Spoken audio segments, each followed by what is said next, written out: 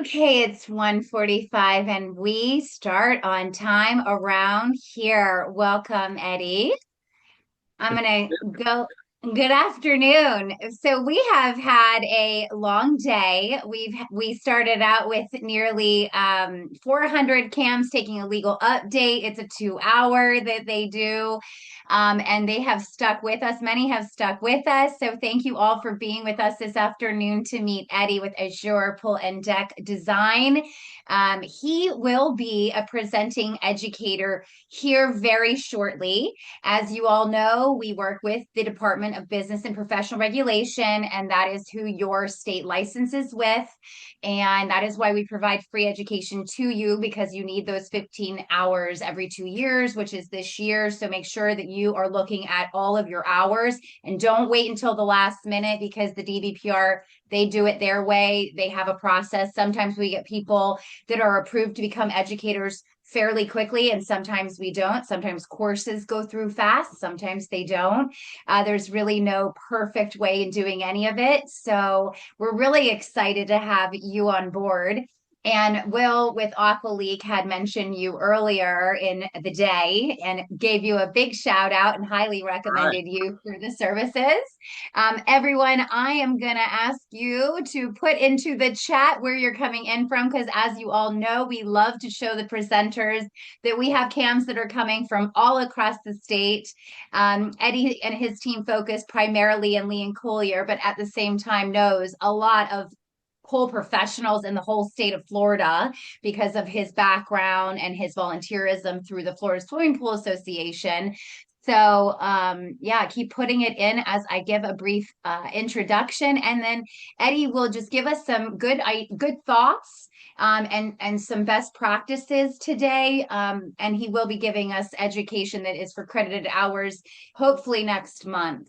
Azure's president, Eddie Bone, began his career in the pool business fresh out of college when he was recruited to join the management training program at Pool Corp.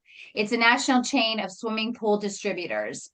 He spent the next 9 years learning the business side of the swimming pools, product sales, construction, and maintenance, moved with Pool Corp from Minneapolis to Warner Robins, Georgia, and then ultimately to Naples, where he became a branch manager and sales center manager for SCP for Southwest Florida.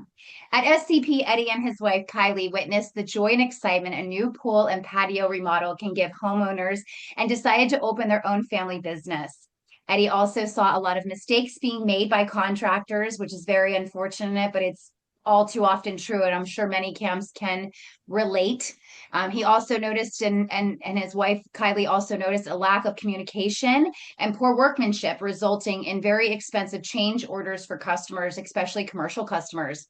And that's why they offer 3D renderings of every remodel on new pools for homeowners, for cams and boards who can fully visualize a project before the construction and remodel begin.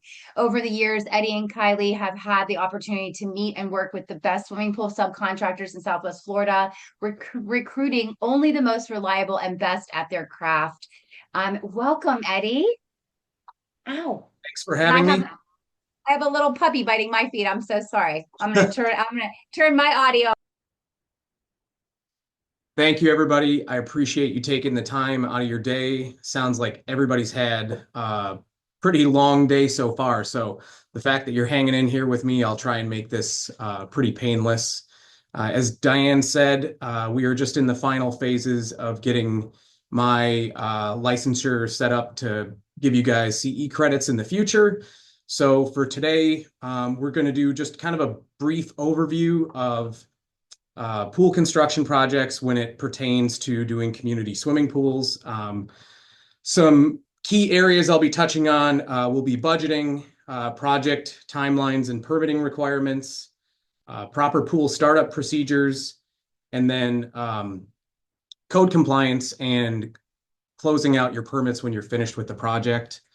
All of these things are just crucial when it comes to doing a commercial pool. So considering everybody is mostly in the budgeting phase right now, looking at future projects, boards are meeting, trying to approve budgets for next year. I figured that was a great place to start.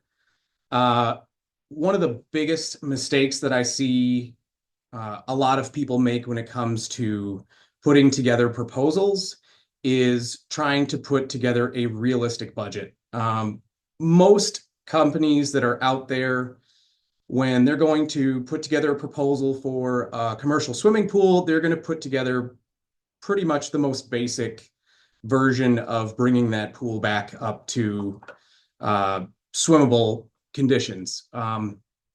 But what a lot of them don't cover specifically is the opportunities for additional costs that can come in on the job and exploring that on the front end.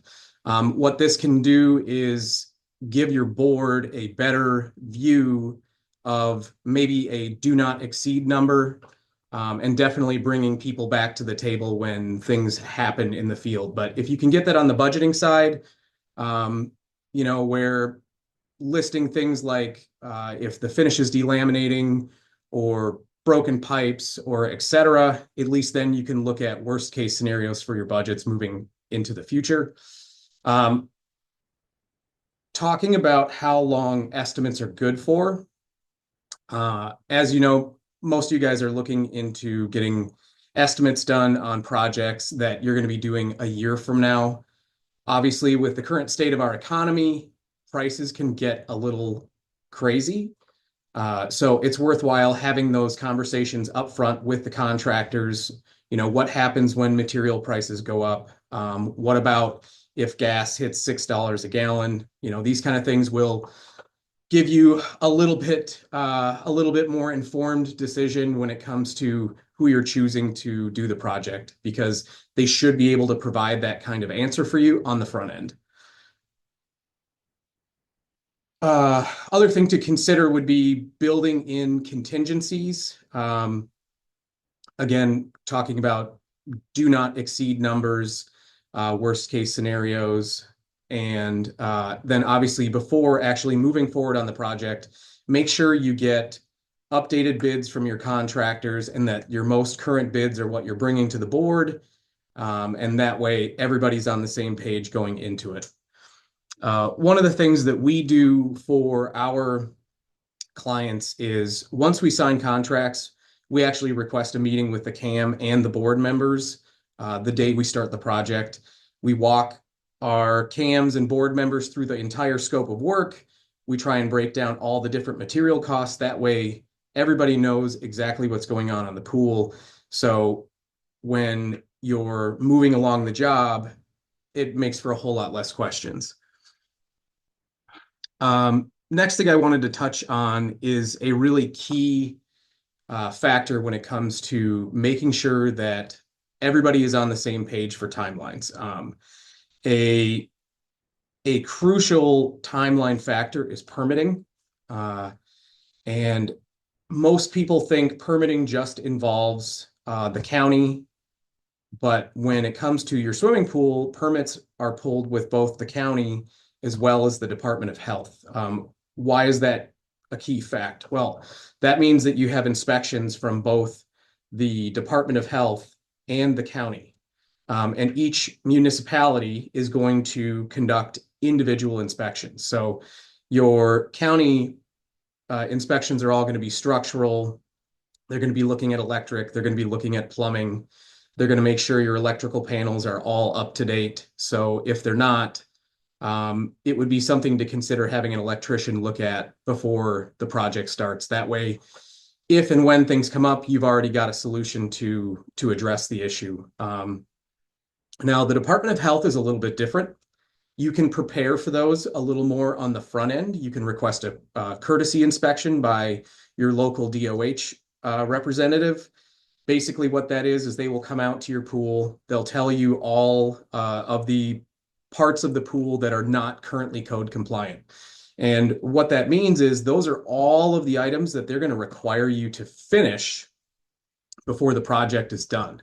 They will not allow you to reopen that pool until those items are checked off the list. So shepherd's hooks, pool rule signs, depth markers, The gaps for any of your rail goods, ladders, and handrails down into the pool. All of those things have requirements that need to be met, and the Department of Health can break those down for you. So you can make sure that there's no snags reopening the pool to everybody that's in your community. Uh, the next thing that I wanted to touch on is a big factor when it comes to how the finished product will turn out. Uh, Most people think that when you remodel a swimming pool, it's just the construction part. Once the water's back in the pool, you can swim. That is actually not true. Um, when you refinish a swimming pool, there is this thing called a cure time. That's that cure time is mandated by the um, National Plasters Council. They basically set the standards for all the manufacturer warranties when it comes to the finishes that are getting installed. So they say that once the pool has been refilled, you have 28 days before anybody can swim in that pool, or a heater can be turned back on. So when you guys are, commuting to your residents about when the projects are going to be done, that would be a good thing to tell them on the front end so that you don't have residents showing up to the swimming pool, trying to go swim when it's still supposed to be locked down. Most people I have found have not communicated that to the cams or the boards, so it ends up being a surprise. I sent Diane the actual document that NPC goes by in terms of what is required for the startup procedure. So Diane can distribute that to anybody that would like it. Or I don't know, Diane, are we able Yep. to share It's that? already in the chat and yep, if you just go to the chat, everyone, you can just download that and definitely an important piece to have saved. Yeah, it's crucial. Why it's important, like I said, they basically set the standards for everybody's warranty. So if these procedures are not followed, when you think that you've got a product that is going to have a warranty, and commercial warranties are typically 5 years, um, if the manufacturer finds out that that procedure was not followed and you have issues, you're less likely to have a warranty actually be valid. And so, um, making sure that you've got a company that is capable of following those guidelines is also very important. Most communities I know have CPC licensed people, but I know if the community is under 30 doors, it's not required. But I still think it's a good practice if you've got somebody to make sure that they do have their CPC license. Um, just like everybody else is able to maintain licenses, the CPC license means that they are qualified to work on both residential and commercial swimming pools, and they have been vetted by the state to do the work. Um, so the last thing I wanted to talk about here, and then I just kind of wanted to open to some Q&A and just see what questions people have. I know people are kind of all over the state. And Diane had said that we are based out of Estero, Florida, but I am here as a resource to help you guys out with any possible questions you have. So let me touch on this last thing here. So it just kind of goes into a little bit about the actual inspections at the end. Um, the commercial pools, at least on the resurfacing side, are pretty minimal from the building department, meaning that they typically only have to come out twice, once before there's water in the pool and once after. So those will move pretty quick. But the Department of Health, be prepared. They are coming out to scrutinize the pool area. It's not a knock on the pool builder. Most of them are coming out to look for things that are wrong. They want to find things, but it's good because everybody will have a pool that's brought up to code. So they'll typically check your depth marker depths. Again, they will have an inspection of all of your safety equipment. They're going to inspect all of the chemical feeders. They're going to make sure that you've got the proper run times. They're going to make sure your filters have all the correct flow rates. And I realize that is a lot for somebody that is not fluid in the pool industry. So being prepared going into those meetings, asking questions of your builder or even again the DOH rep when they come out will make going through that process a little smoother. But ultimately, finishing the project and closing out are two completely different things. So you can finish all of your inspections on a commercial project with the county, but if you do not close out the permit with the Department of Health, you will not be able to reopen that. And they do require a form to be sent in.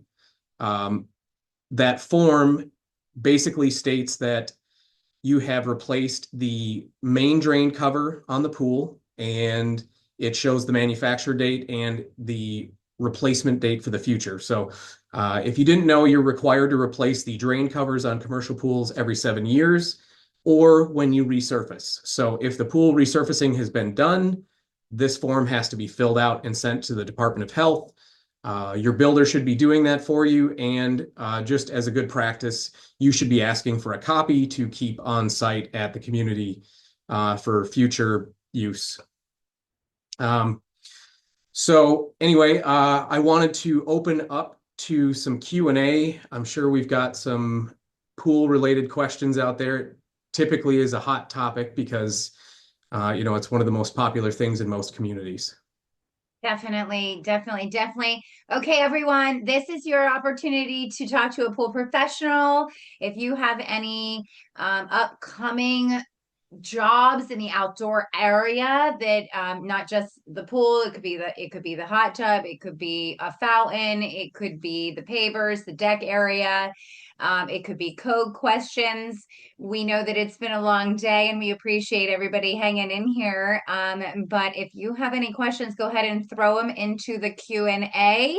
I'm also going to put Eddie's website on into the chat so that you guys can look at his business if you are in those areas, or if you want to reach out to him for potentially a contact he has in another area. We highly recommend them. And as you heard the other presenter earlier, highly recommends them as well, since they work together in many ways. You know what, Eddie? It has been a long day. So we don't have any questions right now.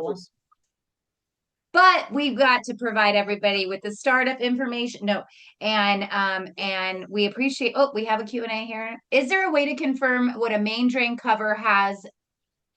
Is there a way to confirm when a main drain cover has been replaced?